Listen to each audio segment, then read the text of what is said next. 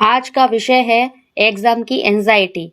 आधुनिक शैक्षणिक परिवेश में एक विकराल व्याधि का रूप ले चुका और वह है एग्जाम एंजाइटी। नमस्कार, आप देख रहे हैं पूर्वांचल प्रवक्ता लाइव और मैं हूं आपके साथ डॉक्टर कंचन जैन।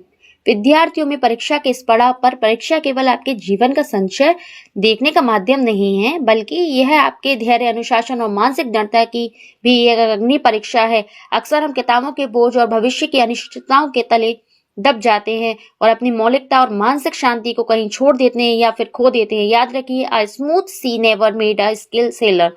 ये चुनौतियां ही आपके व्यक्तित्व के उन कोणों को गढ़ती हैं जिन्हें सामान्य परिस्थितियां कभी स्पर्श नहीं कर पाती।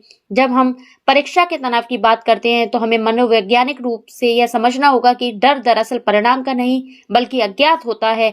हम आगामी अंकों की चिंता में अपनी वर्तमान कार्य क्षमता को खो देते हैं। यहाँ अल्बर्ट आइंस्टीन का जीवन एक महान और जीवन उदाहरण है। बचपन में उन्हें एक औसत से भी कमतर छात्र माना गया, लेकिन उन्होंने कभी खुद को अंकों के माध्यम से किसी तराजू में नहीं तोला। उनका स्पष्ट मानना था कि कल्पना ज्ञान से कहीं अधिक महत्वपूर्ण होती है। उन्होंने साबित किया, imagination is more important then knowledge.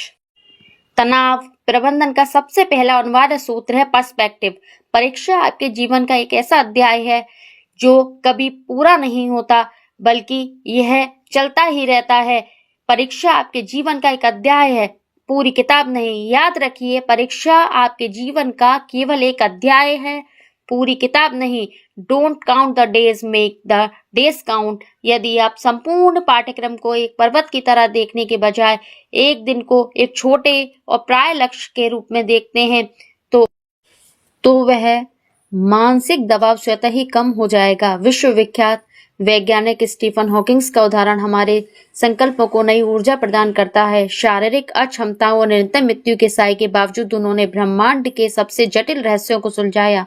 उनका जीवन हमें सिखाता है, where there is life there is hope.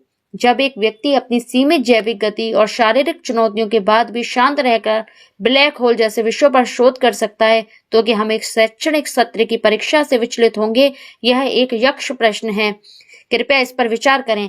Bill Gates और एलन मस्क जैसे वैश्विक नेतृत्वकर्ताओं ने भी अपने जीवन के शुरुआती चरणों में कई बार भीषण असफलताओं का सामना किया। मस्क का दृष्टिकोण बहुत स्पष्ट है, यदि कोई लक्ष्य वास्तव में मानवता के लिए महत्वपूर्ण है तो आपको उसे पूर्ण निष्ठा से करना चाहिए, भले ही सांख्यिकीय परिणाम आपके पक्ष में हो या ना हो। उनकी दृष्टि में failure is an opinion here. If things are not failing, you are not innovating enough. अंत में मैं एक शिक्षाविद और पत्रकार के रूप में आपसे बस इतना ही कहना चाहूंगी कि उत्तर पुस्तिकाओं में दर्ज किए गए अंक आपकी उस चिंगारी को कभी नहीं माप सकते जो क्रांतियों को जन्म देती है। आप केवल सूचनाओं को प्राप्त करने वाली मशीन नहीं है, बल्कि आप असीम संभावनाओं के वह पुंज हैं जिसमें विवेक और संवेदना का वास है। आपके अंदर वह प्रकाश है जो आपको मशीनों की भीड़ में एक सचेत मनुष्य बनाए रखता है। Believe you can and you are half way there. शुभकामनाएं आपकी मेहनत के लिए जो आपको बाद में प्राप्त होंगी, परंतु आज आप अपने आप को हौसलों से बुलंद रखिए। इसी के साथ देश और दुनिया की बड़ी खबरों के लिए देखते रहिए पूर्वांचल प्रवक्ता।